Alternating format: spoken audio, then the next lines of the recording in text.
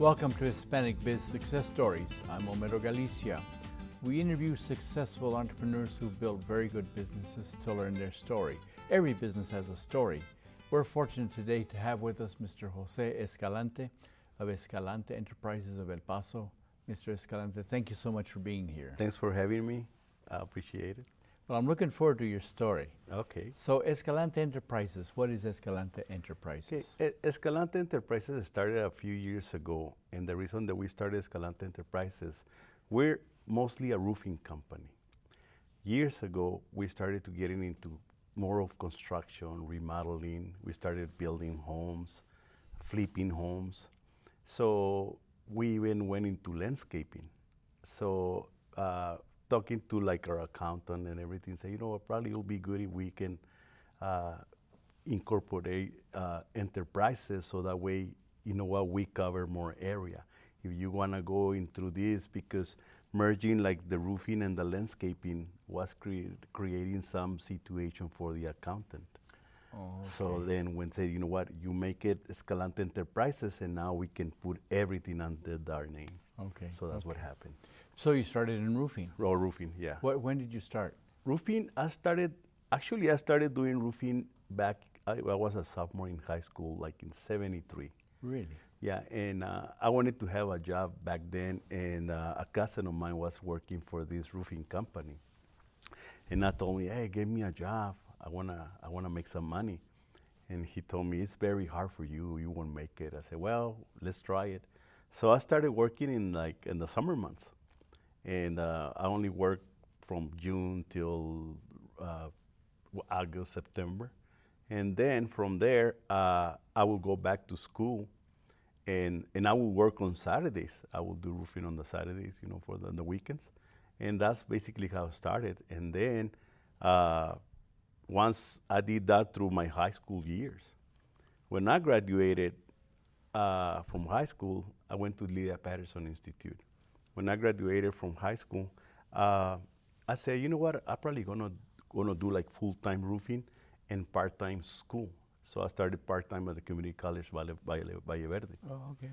So, I mean, I was there, and then I will pick like 2-3 classes, and did that for a while. And then I think I did it through, I graduated in '79, so I did that from the '80 to the '82. That's when I got married. And then at that time I was doing jobs on the side. You know, like Saturdays, I will pick a job and I will do the roof and everything. But our company actually, in '83, that's when we started Escalante Roofing. Okay. That's when we registered. Wow. So right 4 years after high school. Yeah. Wow. Where did you grow up, Mr. Escalante? My very youth years, I grew up in Juarez. Even though I was born here in the United States, we used to live over there by Santa Fe Bridge on the south side of Juarez. Okay. So I grew up there, went to school, then went to school to which is the high school, and then when I was like in '73, that's when I came to Lydia Patterson, because I wanted to get an education there, but in Mexico there were some kind of what's it called, to get into like the university, you have to have some certain things and everything that I did not have at that time. So I was going to have to wait 1 year. So my dad said, no, you know what, instead of doing that, go to El Paso, go to Lydia Patterson and learn English. So I came to El Paso, and then I just stayed there and graduated from Lydia Patterson. Okay. And your father, what did your father do? My dad, he used to own he had like the rock for landscaping. He owned the quarries from where he's got the big rocks, crush it, and then he will bring it to El Paso, really? Like for landscaping. Back in those days, they used a lot of that rock also for the roofs. And I used to help him and deliver here the rocks and everything. But he was like, that was his thing, gravel and sand, and he will have like the places where they get it and crush it and then sell it, bring it to the So States. he had a rock crusher. A rock crusher, yeah, he had a rock crusher. What quarries in Juarez? Well, he had a couple. He had one over there by Samalayuca, and one in Samalayuca, and then they had another one that over here by Azarco on the south side that they get it. That was like basically just like renting it. Okay. So, and the reason they had different places because they bring different kinds of rock, colors. Right. That's why. I remember Mr. Savignac used to have a marble business, and I didn't know, but there was a quarry in near Samalayuca where he used to get the marble. That's probably my dad's, and as a matter of fact, we still own that. Really? Yeah, we still own it, Wow. and they used to get marble, and actually the name is Marmolina. Okay. She's marble, and when we still have it. Really? Yeah, oh, okay. Yeah, okay. and then that Wow. my dad bought it years and years ago. Wow. Yeah, we kept it. And your mother, was she She working? was a housewife Okay. the whole time. She was Wow. a housewife and basically help us, go through school and all that stuff. How many brothers and sisters? We have I have 2 brothers and 3 sisters. Are they all here? 2 of them they still live there in Juarez. The other ones are over here. Ah, okay. Yeah. Okay. And did they get into business too? You know what? One of my brothers is helping me, and the other ones, they're well, of course, they got married, and they usually stay with the husbands and everything. But yeah, we had the family business in Juarez for a while. It was all of us, and then still things didn't work out, and so we just closed it. Oh, wow. But right now, they're like only a brother that I have is working. With you? Yeah, he's helping me right now. And so you finish high school, you go to community college, you start doing roofs on the side, but you must like roofs. You must. You know what? And that's one of the things that I always told the boys, told my sons. I say, you know what? There's something about what I do that I love, and I think that's probably why, thank God, we have made it this far, because we always liked it. And my daddy used to say that our work or job was like my kids, and he used to say, el trabajo es como tu hijo. Oh, and I kind of like follow that approach, and yeah, because you know what, you love your business, and you do whatever it takes to make it succeed, and that's how I grew up, with that mentality, and that's how we made it so far. So you always had the taste for that, starting a business. So how did you start? You know what? I think it was always I guess because, of course, growing up with my dad and having his business, younger, when I was real young, like 12, 13 years old, I remember I used to help him. But I for some reason, that kind of business, it was like not me. But I always wanted to have my own, and I never forget this story. A principal back in high school, I think we were freshmen or sophomore. I remember the principal went to our class, and he started asking each one of us what we wanted to do when we grew up. And I told him, and you know what? He reminded me like almost on my senior year, because I told him that I want to own a business. At that time, I didn't know what kind of business. Okay. But so roofing was a business. So I think that's probably what I always wanted to do, something like that. You already had that in your mind. Yes. And so when did you get married? I got married in '82. Okay. Like real young. I was 22 years old. My wife was 21. Wow. And after that, then that's when she was working for somebody. She was working here at Fara Manufacturer. Okay. And I used to work for roofing companies. And so we got married and got our apartment, and then we started from there. So And her name? Rosa Maria Escalante. Okay. Rodriguez was her. Okay. Yeah. I know she's in real estate, I see. Yeah, she right now, she's like, I gotta say that she's like 50-50. It's like I always pick on her because she does all the numbers of the business. She's like the accountant of the business. Okay. So basically everything runs to her. So she's like the money girl. I bring the money and she distributes. That's great. And she has done so good, so I'll leave it that way. That's great. Yeah, she's done so good. Yeah, so she's a big part of our business. Yeah, that's actually, she helped me grow. I mean, she's very good with numbers. Great. She like looks for everything, you know, while I takes care of it. And how many children do you have? I have 3. I have 2 boys and a girl. They're no longer like little boys. One is 29, 30, and 33. Yeah, Wow. the oldest one is a girl. Is a girl. Okay. And her name is? Jessica. Okay. Jessica Escalante. Jessica Peña. Uh-huh. So, and then I have Chris, and then Jonathan. Okay. Yeah, and I know that Jessica had her own business for a while. Yeah, she had a boutique in over there, J-Lux, Stanton and Cincinnati. Yeah. And they just closed about a year ago or so.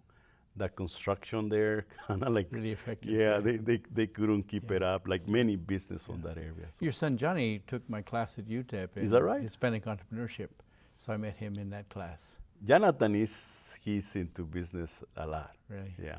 Actually, thank God the 3 of them. You know, 3 of my kids, they have been very good. And your other son? Chris, Chris right now, he's basically my number 2 guy. What Chris does, Chris is the salesman of the company. Okay. So all the roofings that we do, Chris sells them. In other words, you call the office and set up an appointment. Chris goes and sells the job and everything, and then brings it to the office. And then from the office, okay, this is what we're gonna do. Okay. Then I take care of it. I'm basically like running the cruise now. Okay. Which that's very helpful. Actually, before I was doing sales and working with the guys or managing the cruise. Now I just do that, and Chris does all the sales. That's great. So if we start getting slow, I'll get on Chris' backs to bring me more jobs. Yeah. So how many roofs do you do a month? Yeah, on a high season, like lately, you know, with the hailstorms and everything, we average about, depending on sizes of roof, and we mostly do residentials, but depending on sizes of roof, we can do from 10, 8 roofs a week, so that's probably 30, 40 roofs a month. That's a lot of, how many crews do you have? We usually have 2 crews. When we get real busy, we hire 3 crews. Each crew is more or less about 8 to 10 guys, depending on the, really? Yeah. Wow, so you can have 30 employees. Oh yeah, there's times where we got that many employees, and we always try to keep a crew like 8 guys. That's my number, no less than 6, because then that's when you take in more time on your jobs and everything. Okay. So okay. yeah, You have to have that workforce. yeah. Exactly. So when you started, I mean, you started doing everything yourself? Oh yeah. And 1 employee, maybe 2? You know what? When we started, when I first started, like that, I decided to go on my own. Actually, it was me and 2 more guys. Okay. And we were do that, but back then I used to do all the manual labor too. You know, I will like nail the shingles, remove the roofs, and so I did that for years and years. Actually, I think it was probably till the late 80s where I started growing a little bit more. Then I started like doing more of sales and trying to get more people, and I did less of the work, in other words. But so how did you end up growing a little bit? How did that happen? well, you know what, we started getting busy, and then I remember when we first started, our very first years.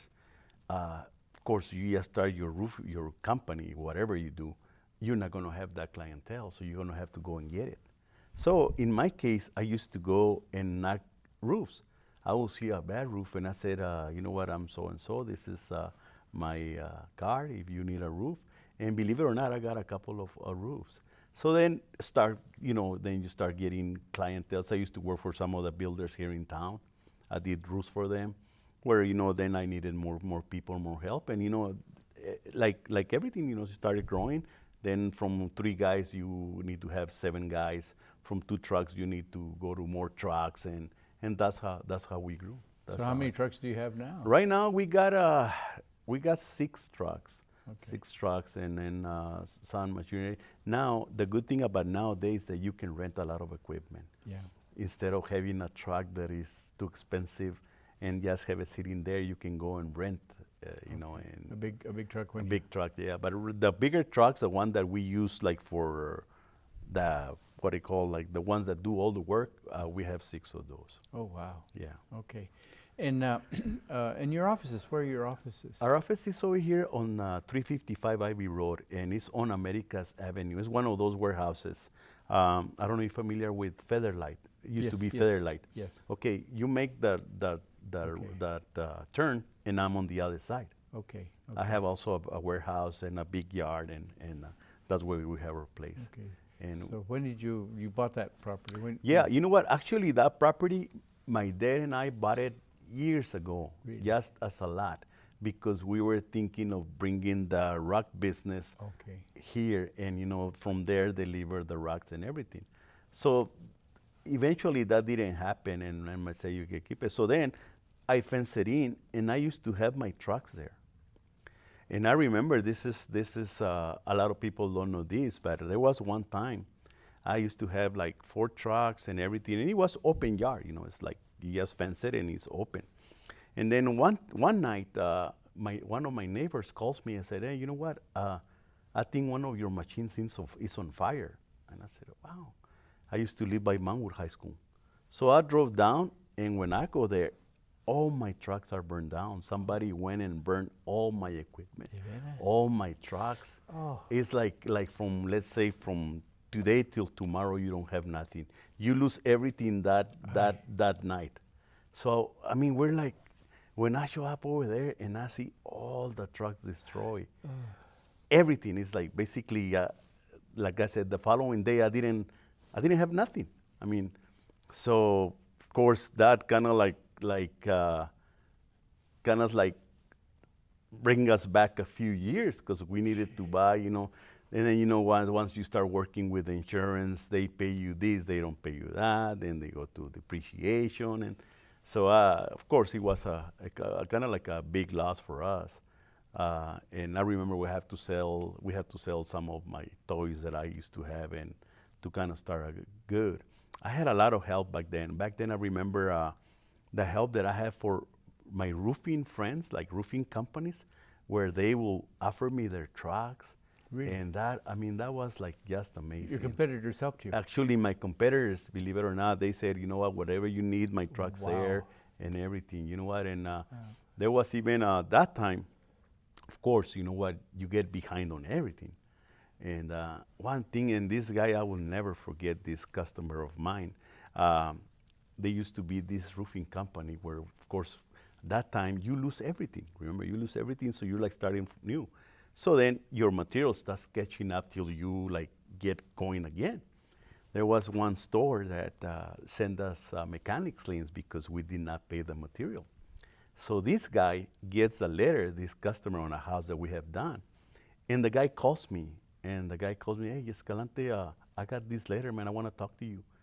I said, "Oh, man," I was like so embarrassed, and I was going to explain the guy what happened. And he said, "You know, I know what happened." And he said, "You know what? How much money do you need?" Wow. Wow. And when I mean, you know, there's certain people that made a significance in your life. And then he was one of them. Really? And then another roofing supplier, the same thing. He said, "You know what? I know you for all these years. I'm going to help you to get back on your feet. So for now, I'm going to, because we also, you know, we get materials and we pay like every month or whatever. So you know what? Don't worry about it. I know you're going to pay me. I trust you." And soon enough, so. But that was kind of like a big setback for us. But thank God, after that, you know what it was good. I said, "You know what? I'm not going to take the chance." So that's when we went to the bank, borrowed some money, built a warehouse, and then here we go. Wow. Again. So that was somebody lit those things on. Yeah. Did you ever find out who? You know what they have? And then they say that that chemical that they use was like, I mean, it's like literally destroy everything except iron. But I mean, everything, tires, wires, I mean, everything. It's like. What year was that? That had to be like 86, 87. So you were still a young business. Yeah. Oh yeah. I was barely like getting, what's it called, getting going. So how long did it take you to recover? I say probably that took us about 3 years. Really? Yeah, 3 years, and then Does that discourage you? you know what? It did, but because like I said, from one day to the other, you don't have nothing. And then, but you know what? Back then, like I said, probably the support and everything, and of course, back then my kids were young. I said, I cannot just be sitting down and this. So you know what? We decided to tough it out and came through that, and we did, thank God. Wow, that's a tough. So what kinds of challenges did you find after you recovered and now you built your warehouse? The banks were good to you then? You know what? Actually, the banks were very, very good back then. I make fun, kind of like when I'm talking, we have friends, as customers, bankers, and I used to tell them, man, I said, I don't understand you guys. You used to guys lend me money when I didn't have anything to back it up. Now it's very hard, not that we have a lot of money, not that, we can back up a lot of our loans. But then back then, they lend you money because they kind of like knew and said, yeah, you know what? So the banks were very good, So you already built a good reputation though. You know what? That's what we're trying to do. Actually, that's our main thing in our roofing company, to have that reputation, like the customers. And a lot of people ask us that what's the difference of a good roofer and a bad roofer. And I said the good roofer goes back and fix his problems. Okay. That's the difference. Okay. And we try to actually, as you were asking me before, my challenges is that I always wanted to be like perfect, like never had a roof that had problems, never like that. And of course, I gave out on that because that's not going to happen. So then what I changed it, I said, okay, so now whatever happens, let's fix it, make the customer happy. And that's probably my challenge, that I wish I could make everybody happy, even when we have when a roof fell or we fell in the workmanship, the crews did something that they were not supposed to do. Fix it and make it right. I think that's probably my biggest challenge. Well, let me ask you, as a homeowner and somebody does my roof, I don't know what to go up. I'm not going to get up on the roof and go look for a problem. How do people know that they got a good roof? You know what? The most of the roofers, I gotta say, now that we got the city, we got permits and we have to get a permit to do a roof, and then they have the final inspection. Okay. That kind of helps you a little bit. Okay. However, since in El Paso or Texas, you don't have to be licensed. Everybody can do roofing. Okay. And a lot of times, people want to save money. So they get whoever, like these hailstorms, you get roofers like all over the place. These guys start their companies when, let's say, they think they can do a roof and they do it. And of course, they're making a living. There's nothing wrong with that. So that's when you have to be careful. And then you get somebody there and things happen and you try to call that guy and you find out that he's gone because he's open up for that season. So you had to do a good roof. What happens to a home that doesn't get a good roof? Like in like I said, most of the roofs. Well, one of the things when we're installing a roof, you gotta make sure that you don't go back, or try your very best. And like I said, because things can happen nowadays, some of the material that we use, it can be like not sticking right or breaking. We have some problems with some of the adhesiveness where they break. It's not really labor related fail. It's more like a material, so you fix it. But the thing is that most of the people, or like I said, most of the roofing companies, they always tell this to everybody. When you're going to find a roofer, find a company, look them up, see how long they've been in business, and maybe ask around, and then that's how you get it. And a lot of people, that's how come, we get, I guess, a lot of jobs. And remember, we've been in business for 30-some years already also. So a lot of our customers, they're repeat customers. Yeah, already repeat, yeah. Yeah. How long does the roof last?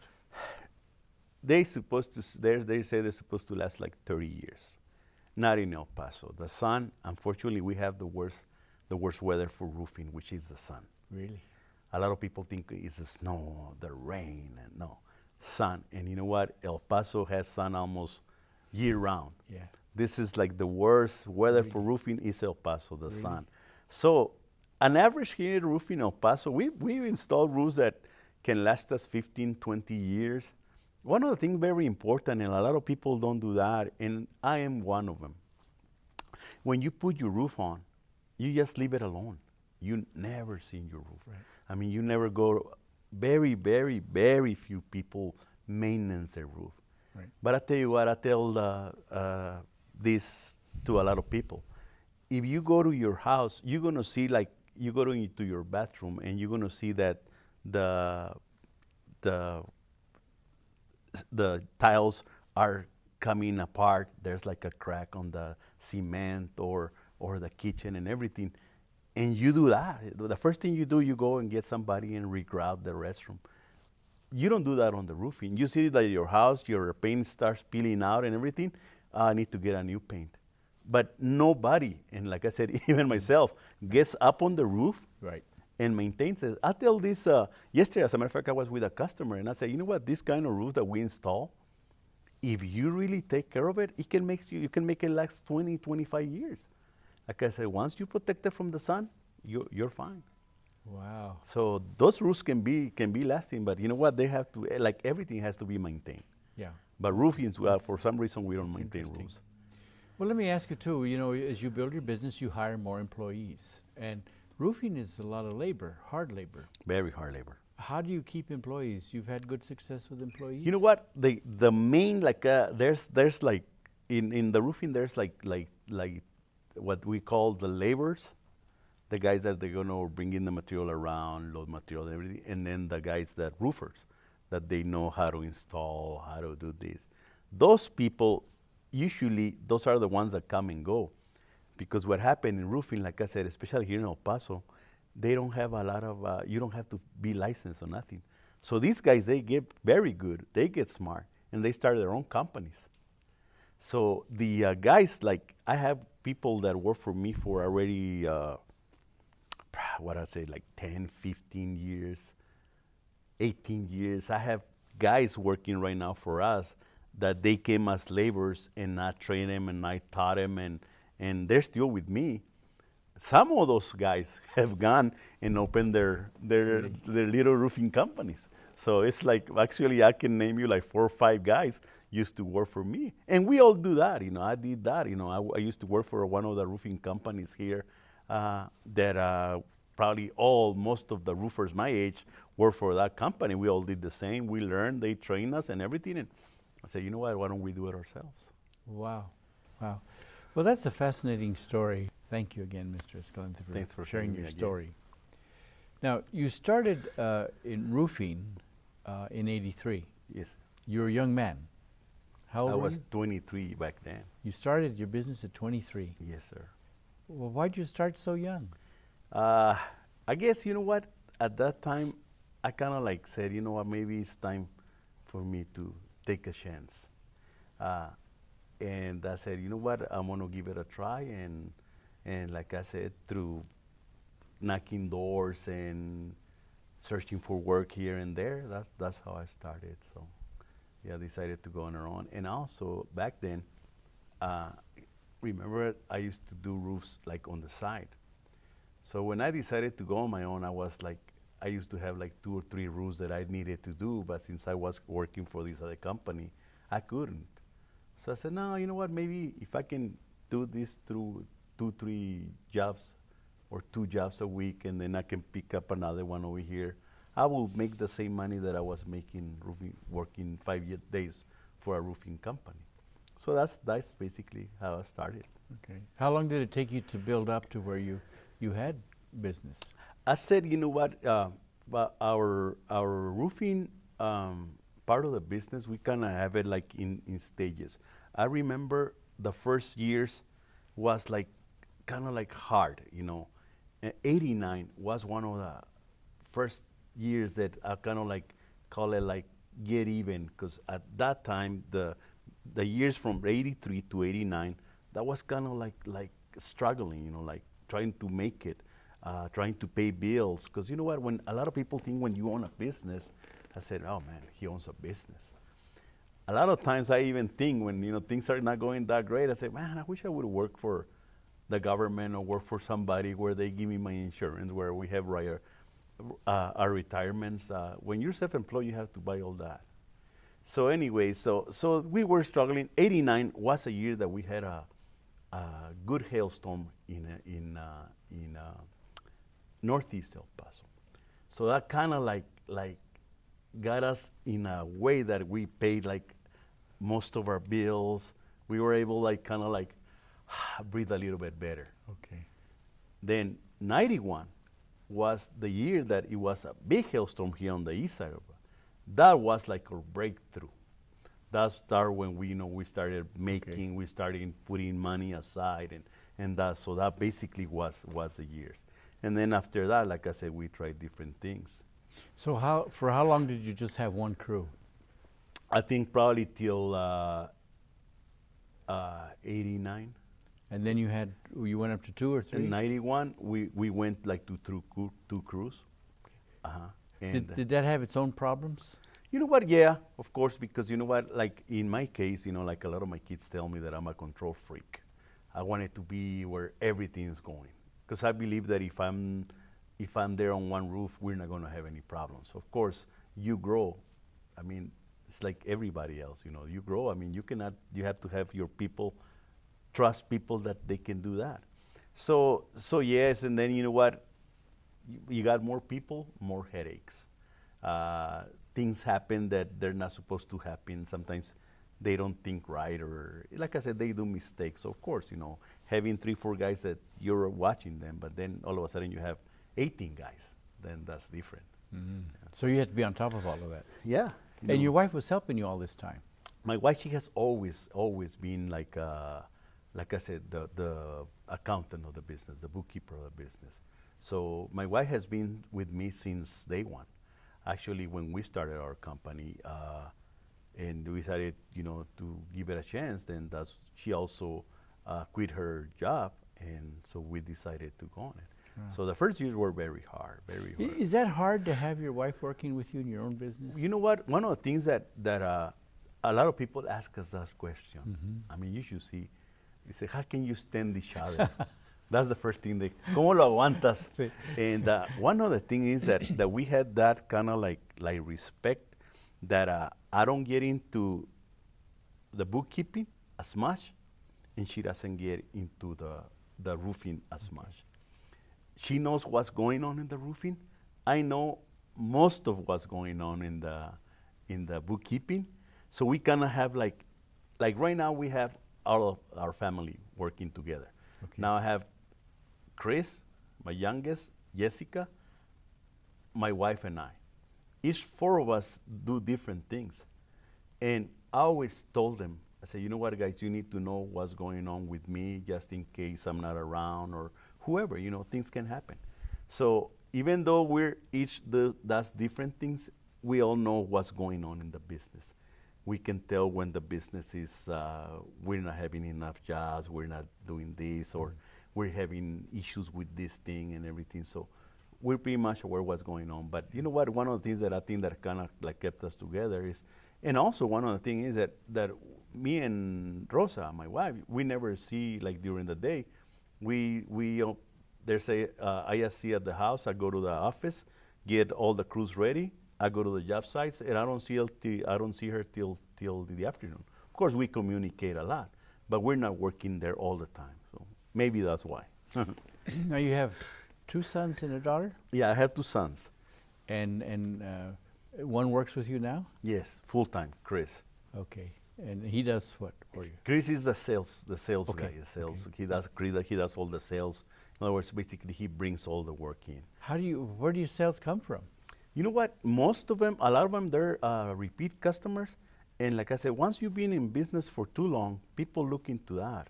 They say, you know what? There's got to be something going on. And there's some roofing companies here in town, for example, that then the father started the business, and then they got it to their sons, or the sons took it over, and they're doing good. Some of them know. Some of it, their dad had good roofing companies, and once they passed it to their sons, they decided, you know what? No, I don't think this is for me, and that's when things had happened. I think right now I'm very fortunate that I believe Chris and Jessica, they're gonna be the second generation. Yeah. Chris loves roofing. Oh, he does. Okay. Yeah, Like that's you- very important. Yeah. And you know what? He knows that whatever we have and whatever we have done is because of the roofing part of the business. Wow. So he already learned like to love the business. Wow. And now he sees it like, I always wanted to. It's very hard to have one of your kids make him like he is the owner. Okay. And that's right now, I think Chris is on that transition where he believes that this is his business, which eventually he will. Mhm. And Jessica, your daughter? Jessica, she does, she's like kind of like the office manager. She is on top of everybody. And actually, she's like sometimes too much. She wants to control everything. She's like, okay, like right now, you have your appointment with Mr. Galicia, and then you have this, and then after that, and then Chris, you have this appointment, this, and then the people call me, where are you at? And so she's like basically going through everything. People call and say, you know what, we have this issue with the roof or something like that. She gets the guys do that. So she's basically running the Wow. control. You're fortunate, yeah. You know what? Yeah, she is. You know what? Because like I said, everything is like, even though it's hard when you work like a family, because that brings the challenges too. But it's always good because everybody is family. Yeah. You know, you're not going to have somebody there doing something that they're not supposed to do. Okay. Okay. And your other son? Jonathan. Uh-huh. Jonathan, he's actually Jonathan. He had played a very important part in our roofing, and back in the what was it? Probably like mid '90s to late '90s. I was getting tired of the roofing, believe it or not, because I was doing estimates. I was being there with the crews and this and that. So I was kind of like burning down. And then I said, you know what? So I started doing landscaping that. And we did landscaping for a while. And actually we did very good. But then Jonathan was growing up. He was almost ready to graduate from high school. And he said, I'm going to work for you. And I said, what are you going to do, Jonathan? And I said, well, I want to sell roofs. I said, Jonathan, you've never been on a roof before. Well, you can teach me. And I said, so then he started saying, okay, I'll teach you.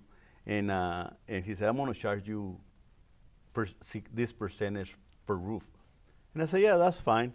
I said, you know, I mean, if he sells a roof or two a week, I mean, he'll be okay, which I didn't think so. Really, I did not have I didn't think he was gonna be like kind of like make it through. But no, soon enough, man, started selling. And then we have a hailstorm like in 2007. Actually, it was 2007. Mm-hmm. And man, he just took off and started selling roofs, and all of a sudden, and then he said, you know what, we should do this, we should do that. At that time, I had only kept one crew. And I got rid of many of my trucks and equipment. So I went down to 2 trucks and 1 crew. Jonathan came along and started doing all of that stuff. And basically I kind of needed that lift. I kind of needed that push. So when he came around, he gave me like my second wind. So I said, okay, let's do it. So then there we go again. So this time we grow bigger than before. Wow. And now, you know, he started getting into all these programs with insurances and estimating and that, and looking for these new products, certifying us in this material, in that material. So basically, he played a very important part. So here you are, you know, doing roofs is a lot of labor, and so your background is to work, and you get in landscaping. I can imagine, you know, you're the worker. How do you then convert to being a business owner? Is that tough? You know what? No, because you know it is because, like I said, it has its challenges. But then when you become a business owner, you gotta do it for the right reasons. First of all, I mean, you see that you're gonna make it, that you can do good. However, it's not easy when you just go and say, "Oh, I'm gonna own a business," because owning a business has a lot of responsibilities. because now you're thinking about the people that are working for you. You got to make sure that those people get paid. Now you're doing work for somebody else. You got to make sure that those people are satisfied to what you're doing, because that's what's going to bring you the job in the future. So it's like it's kind of challenging. And then now, like I said, you got situations coming with customers, jobs, and now sometimes city regulations, government regulations. So it's like it gets challenging. But a lot of people, when they see that, when they start, and I've seen it happen to friends of mine, when they own a business, they say, you know what, I'm going to own a business. All of a sudden, you see them and they're working and and then all of a sudden you saw them again and say, what happened? No, I said, you know what, man, I got tired of putting up with this. I got tired of putting up with that. And I said, that's business. Yeah. I said, that's business. You know what is business is not like just, So what do you put up with? Well, you know what? Like I said, a lot of the things that we put up with that happen most nowadays. Like customers are getting a little bit. Some people they get like kind of like tough, and especially like insurance. They want so much done with less money, and so that kind of creates like a friction. And then the other thing is, the employees want to make a lot of money, want to work less, and then you know what, it's a challenge. So that's probably one of the things that we get. And then also, now we have like government regulations where these guys have to have their harnesses, they have to have this and that, and so that's kind of created a challenge in a way that not everybody pays attention to that. Yeah, because you can get up on a 2-3 story building putting a roof on. That's dangerous. Yeah, it is. And you have the equipment to do it and everything. Sometimes they just don't put it on. And so how do you keep your whole team and your crew motivated? You know what? I think what has to do a lot. I expect a lot from them, and what I mean a lot. You know what? I want to make sure that we do it in the job. We picked everything, the nails. We have magnets for the nails.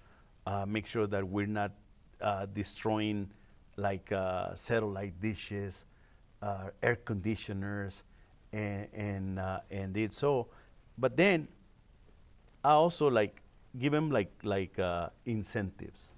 You know what? Like for example, you finish this job. Okay, I'm gonna pay you more on this job because it was a little bit difficult. So in other words, they get into a difficult situation that they think that even though it's roofing, but there's some roofs that are difficult than the other one. You help them with the extra incentives and Okay. stuff like that. And a lot of these people, believe it or not, they want to have a company or work for somebody that they're going to keep them busy throughout the year, because roofing is seasonal. You come into the winter months and it slows down. And people want to have, you know what, they say, no, you know what, we're here. And also one of the things very important, there's a lot of companies that, as a matter of fact, right now I was talking to one of the employees. He just new to our company. So I told him, hey, where are these companies you come from? And I said, well, I come from so-and-so and everything. So what really happened? The guy, I was looking at him work and he's okay. And I said, well, so what happened? And I said, well, you know what, to be honest, on Fridays, I couldn't find the men to pay me. And he went like that. So you know what? People like that. And that's one of the things that I have always done. There was times where, I could only keep my money just to pay him. I always worried to pay the guys on Friday than anything else. So the material can wait, I can wait. So I think that's probably what kept them. Well, you've expanded now too. You do other things. Yes. So when we start, like I said, growing and having a little bit of money here and there, we say, you know what, probably it's time for us to do something else, just in case. So we say, you know what, let's go into, let's buy a house and remodel it and sell it or rent it. And so then we decided to start building. So we bought a couple of lots and we built a house. Oh, really? Then we built a duplex. Our intention was always to rent, but people came and bought them. So then we bought them. So then we started like buying homes and fixing them and selling them. And now we're really trying to rent now. Now we're really, really strong going to rent because we want to have something, you know, when I can no longer work or you know what, it's going to come, let's say, basically building my retirement. Okay. I started kind of late, but So you started as Escalante Roofing. yes. But now you're Escalante Enterprises. Enterprises of El Paso. Yeah, now we remodel. We just finished 2 remodelings, the bathrooms remodelings, kitchen remodelings, and stuff like that. You know, we get into because we did it in our house, and people say, "Hey, that came out real nice. You think you can do that?" I say, "Yeah, of course. You know, we can do it." And that's how we got into it. But we do that kind of like on the side. That's basically our kind of like our retirement. You know, Oh, we want to okay. do that for the future.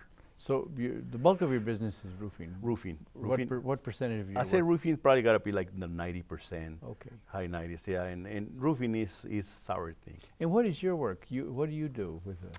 Okay, what I do exactly is like I said, in the morning we show up, and then I already have the list of the jobs what Chris sold, well, a week or weeks before. So okay, we're gonna go to this house.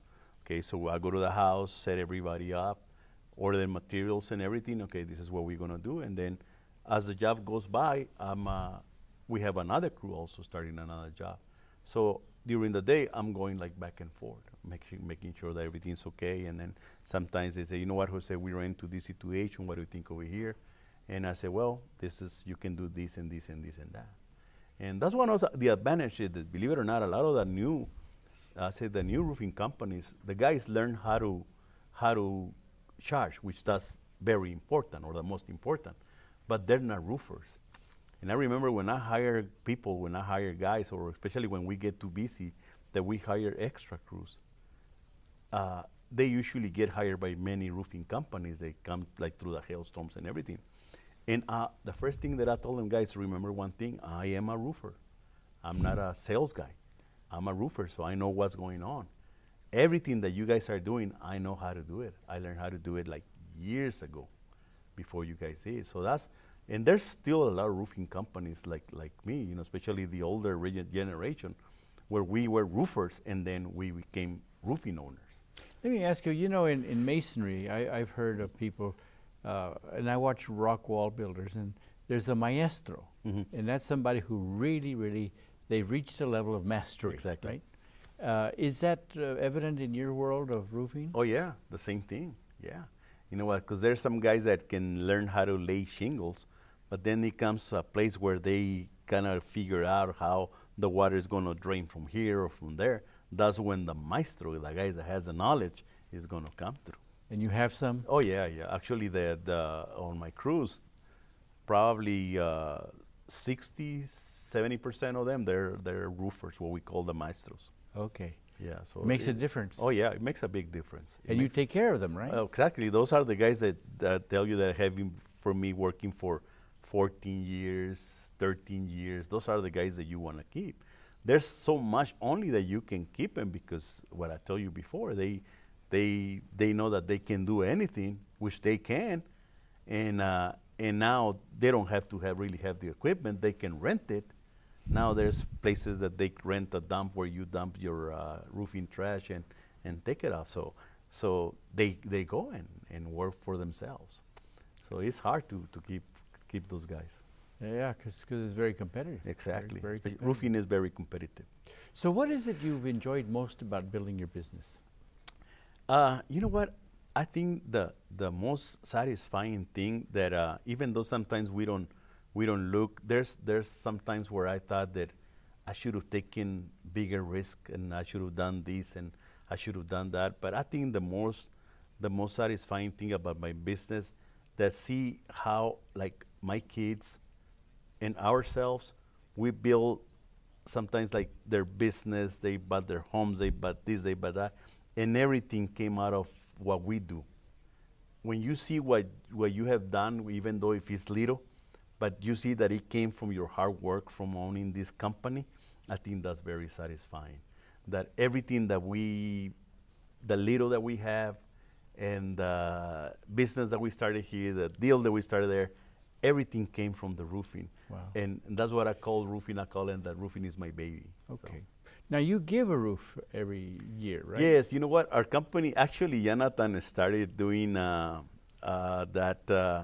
program. Remember when they had that banking, that they were bailing out banks and everything? Mm-hmm. Jonathan, he's very innovative with things. He always comes up with ideas. So he said, you know what, Dad, maybe we should give a roof away. And our family, we're like giving. We like to give and help people. And so say, yeah, you know what, that would be a good idea.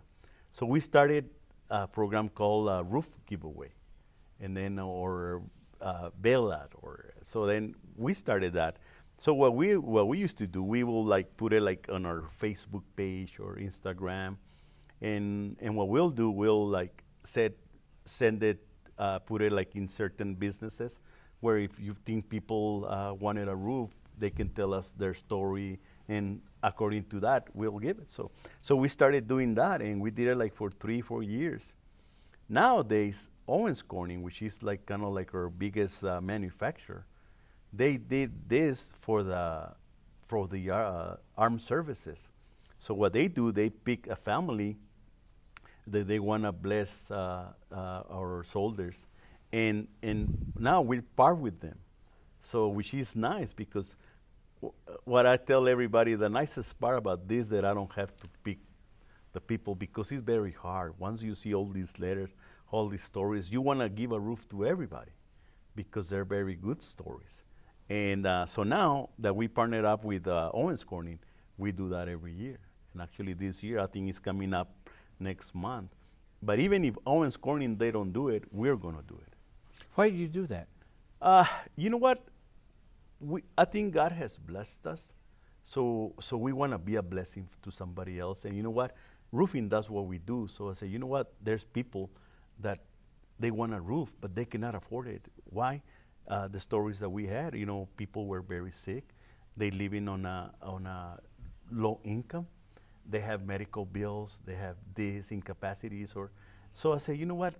I mean, if we could bless one family, why not? Especially when they're going through all of that, and then they have a roof where it's like falling apart. There were some even roof. There were some even people that when we look at the roofs, they were not even strong enough for a roof. The house is falling apart. Wow. And the need is so much. So I said, you know what?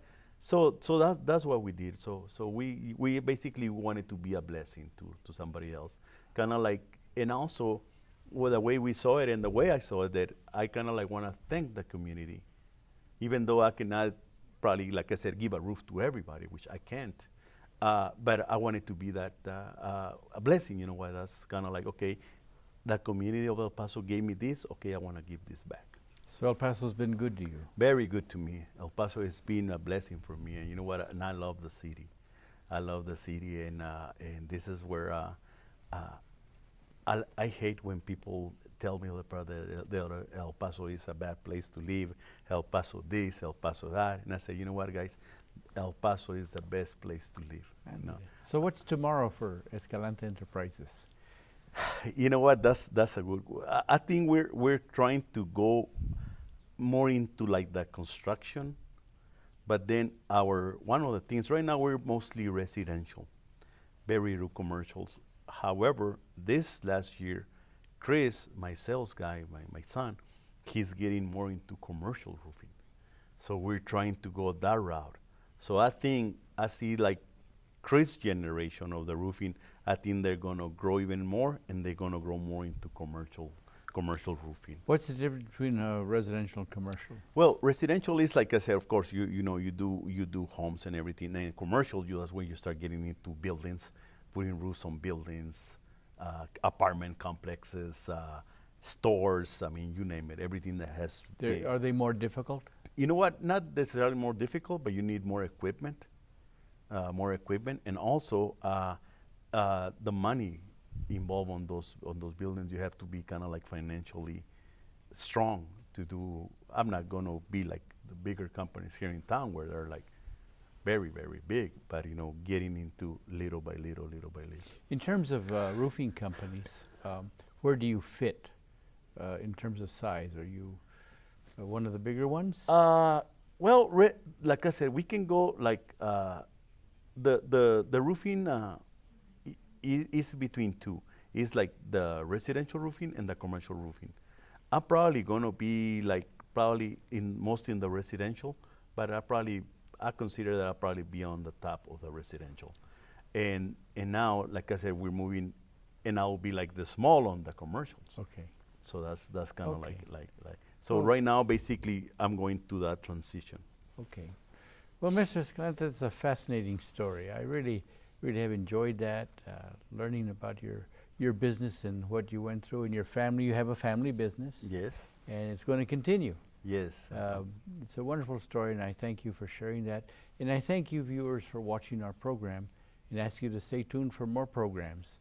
These business stories are encouraging and enlightening, and Mr. Escalante is certainly an example of a hero who built a great business. Mr. Escalante, thank you so much for being with us. Thank you, sir. I appreciate that. Thank you for watching. Have a good day.